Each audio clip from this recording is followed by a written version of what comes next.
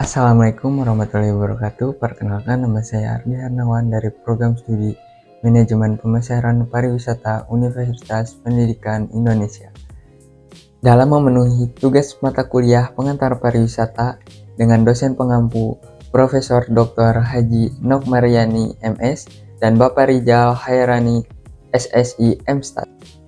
Baik, pada video ini saya akan menjelaskan jenis-jenis wisatawan.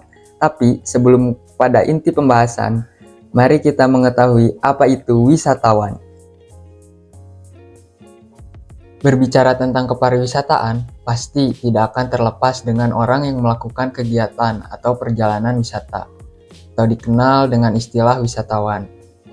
Banyak definisi atau batasan tentang wisatawan yang dikemukakan oleh para ahli, seperti Sukajo, memberikan batasan sebagai berikut. Wisatawan ialah orang yang mengadakan perjalanan dari tempat kediamannya tanpa menetap di tempat yang didatanginya, atau hanya sementara waktu tinggal di tempat yang didatanginya. Sementara itu, Prajogo mengemukakan batasan wisatawan sebagai berikut. Wisatawan ialah pengunjung sementara yang tinggal sekurang-kurangnya 24 jam di negara yang dikunjunginya, dan maksud tujuan perjalanannya dapat digolongkan sebagai berikut. Pesiar, yaitu untuk keperluan rekreasi, liburan, kesehatan, studi, keagamaan, olahraga, dan adanya hubungan dagang, sanak keluarga, handai taulan, kompetensi-kompetensi misi. WTO memberikan definisi sebagai berikut. Pengunjung adalah setiap orang yang berkunjung ke satu negara lain di mana ia mempunyai tempat kediaman dengan alasan melakukan pekerjaan yang diberikan oleh negara yang dikunjunginya. Wisatawan adalah setiap orang yang bertempat tinggal di suatu negara tanpa memandang kewarganegaraannya, berkunjung ke suatu tempat pada negara yang sama untuk jangka waktu lebih dari 24 jam, yang tujuan perjalanannya dapat diklasifikasikan pada salah satu hal berikut ini. Pertama, memanfaatkan waktu luang untuk berkreasi, liburan, kesehatan, pendidikan, dan olahraga. Yang kedua, bisnis untuk mengunjungi kaum keluarga. Selanjutnya, dharma wisata atau ekskursionis adalah pengunjung sementara yang menetap kurang dari 24 jam di negara yang dikunjunginya, termasuk orang yang berkeliling dengan kapal pesiar, namun tidak termasuk para pesiar yang memiliki negara secara legal. Contohnya, orang yang hanya tinggal di ruang transit pelabuhan udara. Berdasarkan batasan-batasan yang telah dikemukakan di atas, maka dapat ditarik kesimpulan bahwa seseorang dapat dikatakan sebagai wisatawan bila dia memiliki ciri sebagai berikut. Yang pertama, melakukan perjalanan lebih dari 24 jam. Yang kedua, perjalanan yang dilakukan hanya untuk sementara waktu. Dan yang ketiga, orang yang melakukan perjalanan tidak untuk mencari nafkah di tempat atau negara yang dikunjunginya itu. Menurut Oka Ayati, menyatakan bahwa berdasarkan asalnya, wisatawan dibagi menjadi dua, yaitu wisatawan Nusantara dan wisatawan mancanegara. Wisatawan Nusantara adalah orang yang berdiam diri dan bertempat tinggal pada suatu negara yang melakukan wisata di wilayah negara di mana dia tinggal. Sedangkan wisatawan mancanegara adalah orang yang melakukan perjalanan wisata yang datang memasuki suatu negara lain yang bukan merupakan negara di mana dia tinggal. Baik, selanjutnya ada jenis-jenis wisatawan. Dalam buku pengantar ilmu pariwisata karangan Oka Ayati dijelaskan bahwa terdapat 6 jenis wisatawan berdasarkan ruang lingkup perjalanannya. Yang pertama ada wisatawan asing, adalah seseorang yang berpergian keluar dari negara tempat tinggalnya dan biasanya ditandai dengan status kewarganegaraannya, dokumen perjalanan, serta mata uang yang digunakan. Selanjutnya ada domestic foreign tourist, merupakan seorang asing yang tinggal di suatu negara yang melakukan perjalanan di negara tersebut. Jenis wisatawan ini biasanya bekerja di suatu negara yang mendapatkan penghasilan dari negara asalnya. Misalnya seorang yang bekerja di Kedutaan Besar Amerika di Surabaya yang melakukan perjalanan wisata ke Pulau Bali.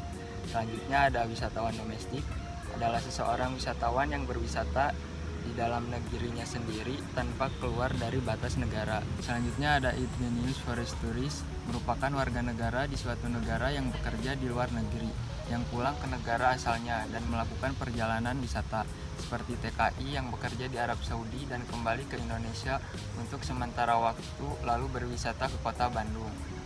Selanjutnya ada wisatawan transit, adalah wisatawan yang sedang melakukan perjalanan wisata ke suatu negara lain dengan menggunakan kapal laut atau pesawat udara yang mengharuskan mereka untuk berhenti sejenak di negara lain guna mendapat bahan bakar dan menambah penumpang yang akan melanjutkan kembali perjalanannya ke tujuan semula.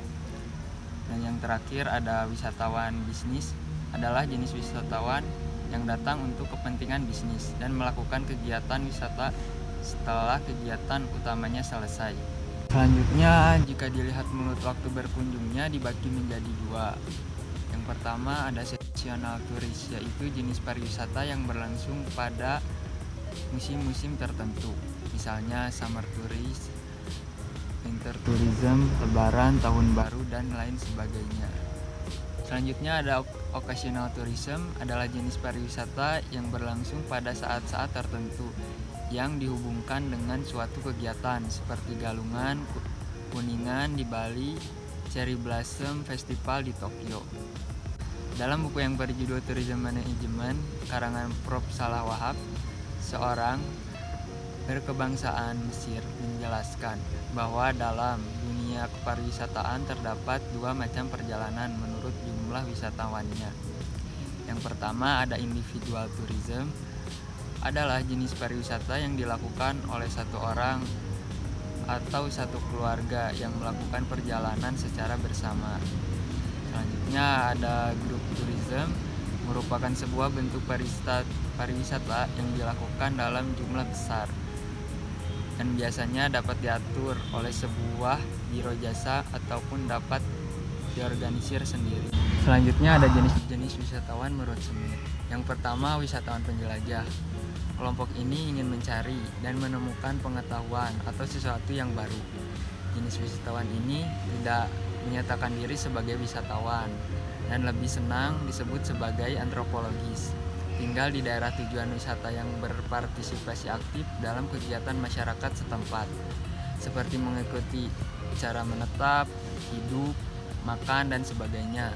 Interaksi sosial menjadi prioritas utama kelompok ini, dengan lama tinggal yang cenderung panjang hingga berbulan-bulan, karena ingin melakukan hubungan yang lebih mendalam dengan masyarakat sekitarnya. Selanjutnya ada wisatawan elit. Kelompok ini berjumlah kecil dan biasanya terdiri atas individu yang pernah berpergian ke berbagai belahan dunia dan rela membayar semahal mungkin untuk memenuhi kepuasannya. Kelompok jenis ini lebih senang dianggap sebagai wisatawan sebelum keberangkatan. Kelompok jenis ini lebih senang dianggap sebagai wisatawan karena mereka menggunakan fasilitas wisata yang telah dipesan sebelum keberangkatan, menggunakan biro perjalanan. Dalam hal berinteraksi dengan masyarakat setempat cenderung jarang karena ada wisatawan di luar jalur. Kelompok jenis ini sering mengunjungi tempat-tempat yang jarang dikunjungi oleh wisatawan lain. Pada umumnya mereka mencari daerah tujuan wisata yang dapat memberikan ketenangan dengan melakukan sesuatu yang terkadang tidak sesuai dengan norma dan kehidupan masyarakat setempat. Ini ada wisatawan luar biasa, adalah jenis wisatawan yang memilih perjalanan dengan pengaturan agen dalam bentuk membeli paket wisata dan berbelanja di pertokoan setempat daripada berbelanja di toko-toko pajak, bebas pajak. Wisatawan jenis ini cenderung tertarik pada budaya primitif dan tidak canggung untuk melakukan interaksi dengan masyarakat, namun masih menjaga jarak dengan wisatawan lintas budaya. Dilakukannya oleh wisatawan tipe ini, tetapi masih ada batasan kontak yang mau dilakukannya. Mereka tidak begitu saja menerima beragam masyarakat, terutama jika budaya itu bertolak belakang dengan kebiasaannya. Selanjutnya ada jenis wisatawan massal tingkat pemula. Kelompok jenis wisatawan ini melakukan arus kunjungan secara rutin, dapat secara individu maupun kelompok. Wisatawan jenis ini lebih memilih daerah tujuan wisata yang sudah dikenal untuk alasan keamanan, serta fasilitas memberikan kenyamanan, seperti jasa pemandu wisatawan lokal, bus atau kendaraan dengan penyejuk udara, dan akomodasi penginapan yang modern. Jenis ini lebih cenderung memilih fasilitas yang kebarat-baratan dan sedia membayar berapapun untuk melakukan kenyamanan selama berwisata. Dalam hal berinteraksi pun, kelompok ini masih bersedia melakukan interaksi dengan masyarakat, sehingga lintas budaya ini pun masih terjadi, namun hanya dari luar saja, tidak mendalam. Dan yang terakhir ada wisatawan massal. Kelompok wisatawan ini melakukan perjalanan secara berkelanjutan ke daerah wisata yang sudah biasa dikunjungi. Mayoritas wisatawan jenis ini berasal dari kalangan berpenghasilan menengah, dan biaya perjalanan menjadi faktor pertimbangan dalam menentukan keputusan berwisata. Wisatawan kelompok ini dapat menginap di segala jenis hotel selama hotel tersebut memberikan kenyamanan sesuai dengan yang dibutuhkan dan diinginkan. Interaksi lintas budaya terjadi hanya sebagai upaya untuk menunjukkan harmonisasi dan hubungan antar sesama. Selain itu, menurut Plok dan Pitana, menjelaskan konsep sosiologi tentang wisatawan menjadi sangat penting. Kemudian, Plok mengelompokkan tipologi wisatawan sebagai berikut. Yang pertama ada alosentris, yaitu wisatawan hanya ingin mengunjungi tempat-tempat yang belum diketahui, bersifat petualangan, dan mau memanfaatkan fasilitas yang disediakan oleh masyarakat lokal. Yang kedua, psikosentris, yaitu wisatawan yang hanya ingin mengunjungi daerah tujuan wisata, sudah mempunyai fasilitas dengan standar yang sama dengan di negaranya. Dan yang ketiga, midsentris, yaitu terletak di antara tipologi alosentris dan psikosentris. Menurut Pitana, tipologi wisatawan perlu diketahui untuk tujuan perencanaan, termasuk dalam pengembangan pariwisata. Tipologi yang lebih sesuai adalah tipologi berdasarkan atas kebutuhan real wisatawan, sehingga pengelola dapat melakukan pengembangan objek wisata sesuai dengan segmentasi wisatawan.